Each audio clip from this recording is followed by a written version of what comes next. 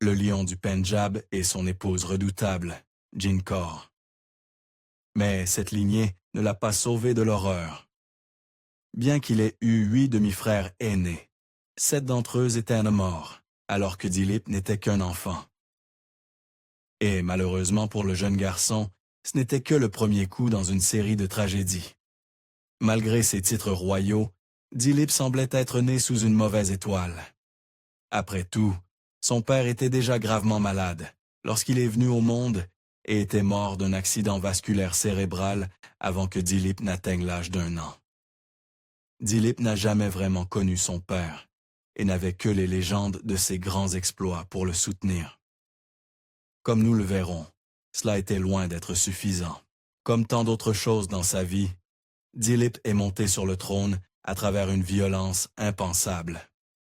À seulement 5 ans, son demi-frère aîné, Sher Singh, alors Maharaja en titre, fut assassiné après seulement 3 ans au pouvoir. Avec un trône instable, pour ne pas dire dangereux, le jeune garçon fut propulsé dans ce rôle sous la tutelle de sa mère rusée, Jin Kaur. Et c'est alors que ses ennuis ont vraiment commencé. En 1846, Dilip subit sa première défaite écrasante, et ce fut aux mains de son futur plus grand ennemi, la Grande-Bretagne. La guerre anglo-sikh fut un désastre complet pour le jeune souverain et sa mère, et ils perdirent un immense pouvoir et territoire. Leur défaite fut si cuisante qu'elle transforma Dilip en un simple souverain de façade. Les temps étaient désespérés. Ils exigeaient des mesures désespérées. La mère de Dilip, Jin, n'était pas une sotte, et elle élabora bientôt un plan astucieux. Pour consolider le pouvoir de son fils, elle le fiança à Tej Kaur, la fille d'un gouverneur puissant et noble d'une autre province. Avec cette nouvelle alliance, Dilip pensait enfin être du côté des vainqueurs. Mais le destin lui réservait une autre tournure. Les Britanniques surveillaient Dilip et sa mère de très près, et ils mirent immédiatement fin à la perspective de ce mariage pour le garder dépendant d'eux. Cela a-t-il découragé Dilip? Non, bien qu'il ne puisse avoir son épouse. Lui et sa mère refusaient souvent de plier aux exigences des Britanniques. Les Britanniques commençaient à réaliser qu'ils avaient affaire à 2 adversaires redoutables, en la personne de Dilip Singh et Jin Kaur. Leur vengeance fut d'une cruauté inoubliable. S'attaquant à Dilip à travers sa mère, ils emprisonnèrent Jin, la séparant violemment de son fils, tout en réduisant sa pension de plus des 2/3. Mais ce n'était que le début du cauchemar. Dilip avait déjà souffert de longs mois sans sa mère, mais il allait bientôt découvrir ce que signifiait une véritable séparation. Décidant cruellement que l'emprisonnement ne suffisait pas, les Britanniques exilèrent complètement la mère de Dilip du Pendjab, l'emmenant dans un fort lointain et volant même ses précieux bijoux. Vous savez, pour la rendre encore plus impuissante. Mais ce n'était que le moindre des soucis de la famille.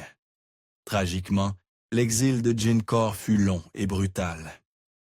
Bien que la rusée Maharani ait réussi à s'échapper de la forteresse et à se rendre à pied au Népal, elle y resta coincée pendant 11 longues années, ce qui fit 13 années entières, loin de son fils bien-aimé. Pendant tout ce temps, les Britanniques ne permirent pas à Dilip de la voir, ne serait-ce qu'une fois. Et bien, sans sa mère, Dilip s'attira de gros ennuis.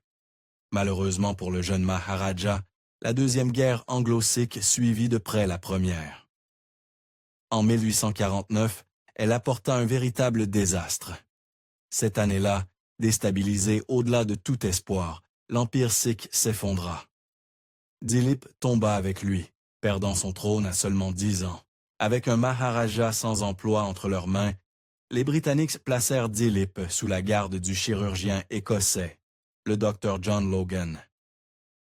Sans mère et sans royaume, Dilip voyagea loin de Lahore jusqu'à Fetagar. Là-bas, ses geôliers lui imposèrent des restrictions extrêmes sur les personnes qu'il pouvait voir. À part des serviteurs britanniques serviles, ses gardiens l'empêchèrent de socialiser en privé avec d'autres Indiens. Et leur raison était glaçante. En envoyant Dilip vivre avec le docteur John Logan, les Britanniques tentaient, sans vergogne et ouvertement, de purger toutes les coutumes sikhes qu'il avait apprises et cherchaient à les remplacer par la culture britannique. Tout ce qu'ils firent à partir de ce moment, qu'il s'agisse de cruauté manifeste ou d'actes apparemment bénins, faisait partie de leur politique plus large, visant à l'angliciser culturellement aussi profondément que possible. Cela eut de graves conséquences. Ce régime de colonisation individuelle extrême contribua très probablement à la santé souvent fragile du jeune Dilip. Il devait souvent se rétablir pendant des semaines dans une station de montagne dans le bas Himalaya.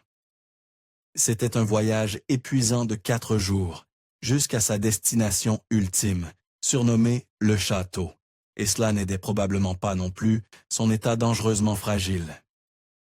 Mais plus il s'affaiblissait, plus les Britanniques prenaient le pouvoir. En 1853, quelque chose en Dilip se brisa. Après son cours intensif de britannisation, il se convertit au christianisme à l'âge de 14 ans, au grand plaisir du docteur Logan et des autres ministres britanniques qui gravitaient autour de lui. Le Maharaja nominal de l'Empire sikh n'était plus sikh, mais les Britanniques n'en avaient pas encore fini avec lui.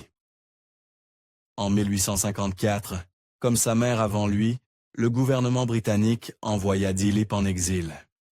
Contrairement à sa mère, ils ne l'envoyèrent pas dans une forteresse indienne, mais en Angleterre. Appelez cela la phase 2 de leur plan, faisons-en un Britannique. Et cela fonctionna un peu trop bien. Il vécut en Angleterre, presque jusqu'à la fin de sa courte vie, et il y fit sensation. Les Britanniques jouaient les bons flics à ce moment-là, et ils commencèrent à combler Dilip d'honneurs, de fêtes et de festins. Et puis vint l'un des moments déterminants de sa vie.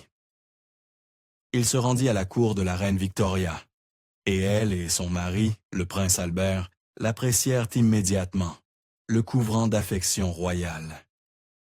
La reine l'invita même à séjourner dans sa résidence d'été rurale, Osborne House. C'est là que tout devint très étrange. Oh, Vicky prit vraiment goût au jeune Dilip. Elle s'extasia même poétiquement sur son charme sombre, écrivant « Ses yeux et ses dents sont trop beaux ». Tout cela malgré le fait que Victoria avait près de 20 ans de plus que Dilip et occupait une position de pouvoir évidente sur lui. Et elle ne se gênait certainement pas pour exercer cette position quand cela lui convenait. Lors de son séjour à Osborne House, Dilip devint une sorte de muse royale. Rien de moins que la reine Victoria elle-même le dessina, tandis que le prince Albert le photographia. L'artiste de la cour réalisa également son portrait, scellant la position de Dilip dans la cour victorienne.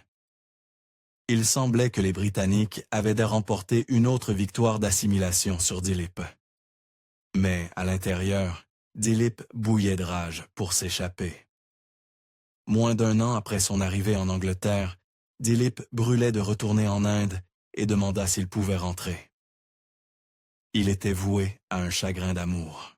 Craignant toujours son pouvoir, les Britanniques repoussèrent sa demande, puis suggérèrent qu'il parcourt plutôt le continent européen. Pas tout à fait une année sabbatique avec un pass Eurorail, mais c'était ce qui s'en rapprochait le plus pour Dilip. À son retour en Angleterre, cependant, il reçut une proposition indécente.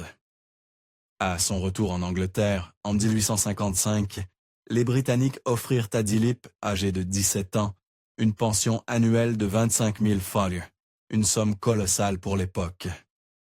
Mais cela venait avec de nombreuses conditions. La reine ne lui accorda cette pension qu'à la condition que Dilip reste obéissant au gouvernement britannique. C'était un prix élevé à payer pour un homme qui aurait dû régner sur son propre empire, et pourtant il tint cette promesse pendant un temps.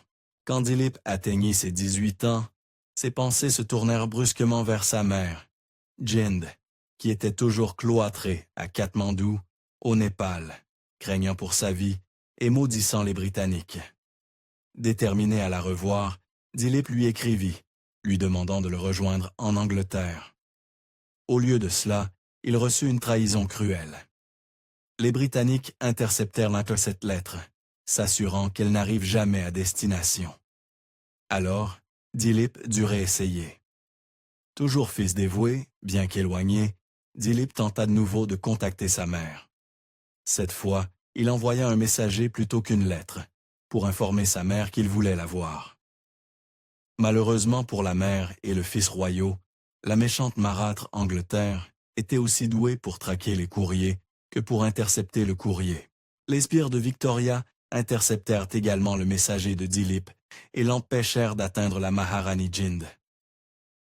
Alors, Dilip dut faire preuve de créativité. Jind Kaur n'avait pas élevé un idiot, et Dilip réalisa bientôt que le seul homme pour cette tâche était lui-même. D'abord, il utilisa le prétexte d'une chasse au tigre au Bengale pour échapper au regard britannique et se rapprocher géographiquement de sa mère. Ensuite, utilisant toute la ruse qu'elle lui avait transmise, il écrivit au résident britannique à Katmandou, dissimulant astucieusement sa lettre dans une autre de son tuteur, le docteur Login. Cette ruse fonctionna, et le résident répondit avec des nouvelles de Jin. Le contenu de la lettre était bouleversant. Les années n'avaient pas été clémentes pour Dilip Singh, mais elles avaient été bien plus dures pour sa mère. Bien que les Britanniques l'aient autrefois surnommée la Messaline du Pendjab, en raison de son opposition farouche à leur domination, la lettre reçue par Dilip révélait son état actuel dramatique. Elle était désormais aveugle et avait perdu beaucoup de son feu caractéristique. Cependant, il y avait une lueur douce amère. Le déclin de la Maharani signifiait que les Britanniques avaient enfin moins peur d'elle. Après avoir reçu eux-mêmes des nouvelles d'elle, ils permirent enfin à Dilip de la voir pour la première fois depuis qu'il était petit garçon. La réunion émouvante eut lieu en janvier 1861 à l'hôtel Spence's à Calcutta, alors que Dilip avait 22 ans et que sa mère approchait de la quarantaine. Mais, encore une fois, les Britanniques avaient sous-estimé les anciens dirigeants indiens. La réunion tant attendue de Dilip avec sa mère coïncida avec le retour à Calcutta de plusieurs régiments sikhs qui avaient combattu. Leur réaction faillit provoquer une catastrophe. Quand ils apprirent que leur Maharaja et sa mère étaient en ville, ils manifestèrent devant l'hôtel Spence's, instillant la peur d'une rébellion dans le cœur des Britanniques. Seulement, cela n'eut pas l'issue que la mère de Dilip aurait pu souhaiter. Les Britanniques tremblaient dans leurs bottes en voyant les soldats se rassembler au nom de Dilip, à tel point que le gouverneur général de l'Inde lui-même, Lord Canning, demanda personnellement à Dilip de prendre le prochain bateau pour l'Angleterre, afin d'apaiser les tensions. Heureusement pour Canning, Dilip obéit, peut-être en gâchant sa dernière véritable chance de reprendre le combat pour son royaume légitime. Néanmoins, Dilip riposta d'autres manières. Non satisfait de sa réunion avec sa mère, Dilip lutta également pour réunir sa mère avec ses bijoux longtemps perdus. Pendant toutes ces années, les Britanniques avaient d'en garder ces gemmes dans un trésor, et Dilip négocia avec succès leur restitution. Ce n'était pas leur royaume, mais c'était au moins quelque chose, et il pouvait redonner à sa mère l'éclat qu'elle méritait. Pourtant, tout cela arriva trop peu, trop tard. En 1863, la plus grande tragédie de la vie de Dilip frappa. Après à peine un an de vie en Grande-Bretagne, sa mère Jind Kaur succomba finalement à une vie de tourments, décédant à l'âge encore jeune de 46 ans.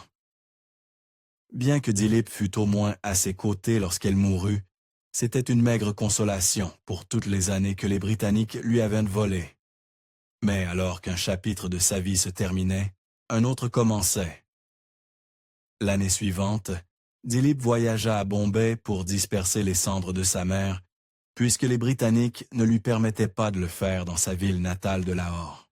Pourtant, cela finit par être un décret fatidique. En revenant de Bombay, Dilip fit escale au Caire et visita une école de filles locales. Là-bas, il rencontra littéralement son destin. L'une des enseignantes de l'école était la belle Bamba Mueller, mi-éthiopienne, mi-allemande. fille illégitime d'un banquier éminent. Crucialement, Mueller était également une chrétienne fervente, l'une des seules de l'établissement.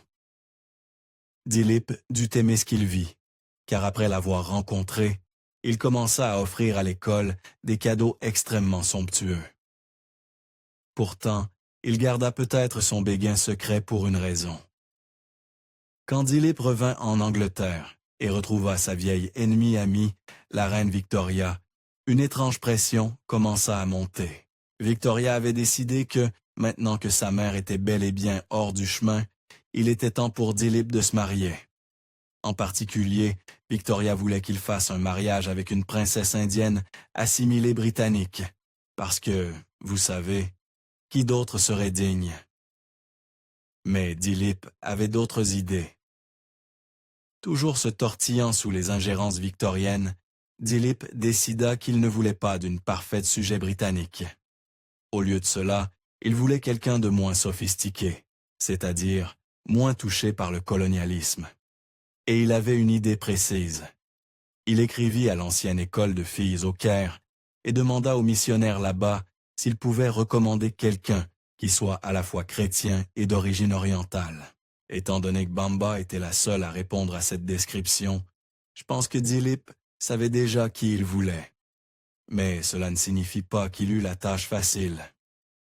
On pourrait penser qu'une proposition d'un prince ferait dire oui à n'importe quelle fille, mais la réalité de Dilip était bien différente. Bamba était réticente à bouleverser sa vie et à cesser d'enseigner aux enfants, ce qu'elle considérait comme son ambition principale dans la vie. Finalement, cependant, elle en vint à croire que c'était la manière de Dieu de dire « Vas-y, ma fille », et elle accepta. C'est là que les choses devinrent vraiment gênantes. Quand vint le moment de la proposition officielle de Dilip à Bamba, il était très difficile d'y mettre beaucoup de romantisme. Dilip ne parlait pas un mot d'arabe, tandis que Mueller ne parlait que l'arabe, et il dut utiliser un intermédiaire juste pour poser la question. En fait, quand le couple se maria lors d'une petite cérémonie à Alexandrie en 1864, ils prononcèrent leurs vœux dans des langues différentes. Quirky, n'est-ce pas? Malheureusement, leur avenir fut moins quirky, plus dévastateur. En 1865, Dilip attendait son tout premier enfant avec Bamba, qui devait accoucher d'un jour à l'autre, mais tout se termina dans le sang et les larmes. Bien que Bamba ait donné naissance à un fils cette année-là, le garçon mourut juste un jour plus tard, sans que le couple ne lui ait même donné un nom. Pour Dilip et Bamba, qui avaient tous deux connu tant d'épreuves, cela dut être un coup écrasant. Dilip réagit de la seule manière qu'il connaissait. Dilip savait que si on ne réussit pas du premier coup, il faut ignorer le traumatisme et réessayer. Finalement, lui et Bamba eurent pas moins de 6 enfants en bonne santé ensemble, dont la plupart atteignirent l'âge adulte et menèrent des vies brillantes parmi l'élite britannique et indienne. Au total, le couple fut marié pendant plus de 2 décennies, mais derrière les portes de la chambre, ce n'était pas un conte de fées.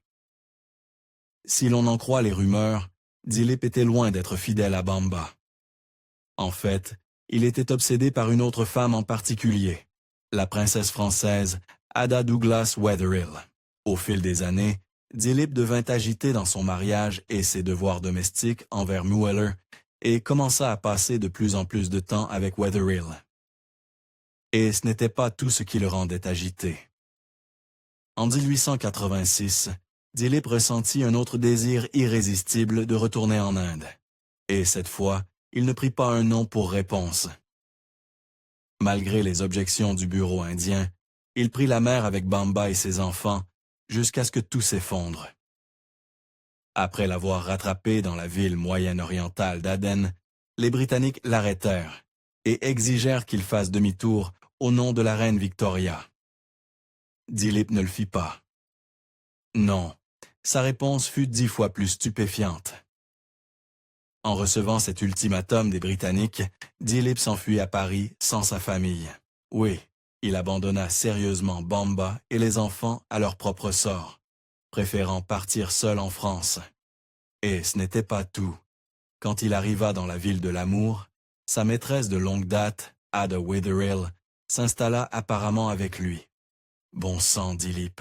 Allons, mec. » Un an à peine après que son mari l'eut abandonné à la frontière pour s'enfuir avec une autre femme, Bamba Mueller mourut à seulement 39 ans. Dilip lui rendit une cruauté stupéfiante. 2 ans plus tard, il officialisa les choses avec Witherill et l'épousa, ayant 2 autres enfants avec la maîtresse devenue épouse. Oh, mais il faut qu'il se relève. On ne traverse pas ce genre de crise de la quarantaine explosive discrètement. Et une personne en particulier remarqua que Dilip s'effondrait, la reine Victoria. Eh bien, elle n'était pas amusée. Par la suite, Victoria refusa de rencontrer Ada Witherill dans toute compagnie polie, invoquant son respect pour la mémoire de Bamba Mueller. Même si son plan de retour en Inde fut déjoué, Dilip réussit à défier les Britanniques d'une autre manière. Il se réinitia au sikhisme.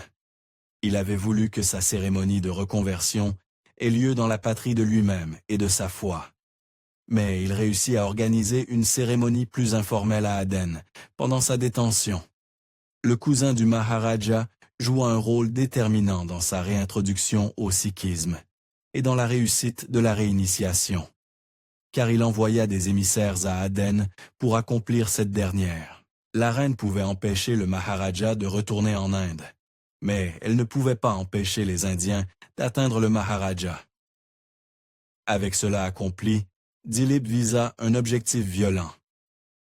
À ce stade, Dilip était très clairement dans une phase off de son amitié toxique intermittente avec la reine Victoria, et il le lui fit savoir sans équivoque.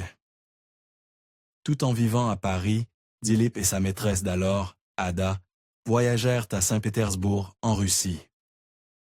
Sa mission? Convaincre le tsar d'envahir l'Inde par le nord et de le réinstaller comme souverain.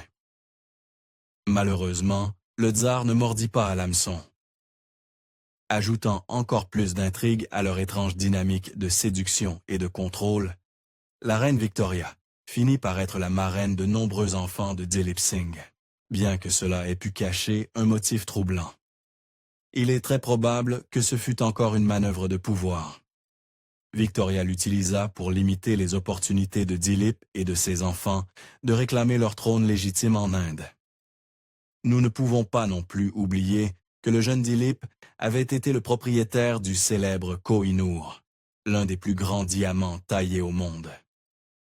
Enfant, Dilip le portait à la cour de Lahore, attaché à son bras. Mais il connut un sort sombre. Les Britanniques le saisirent comme butin de guerre, le donnant à la reine Victoria pour sa propre collection de joyaux de la couronne. En 1861, la reine Victoria poursuivit son adulation stratégique du Maharaja Dilip Singh, le nommant parmi les premiers chevaliers du tout nouvel ordre de l'Étoile de l'Inde. Cette nomination lui valut l'appellation « Sir », en plus de son titre de longue date, et à long terme limité en termes de pouvoir réel, de Maharaja. Au Royaume-Uni, Dilip prit goût à l'Écosse et à 20 ans, réussit à louer un château à un comte écossais. Il se fit rapidement un nom, bien que pas toujours pour les meilleures raisons.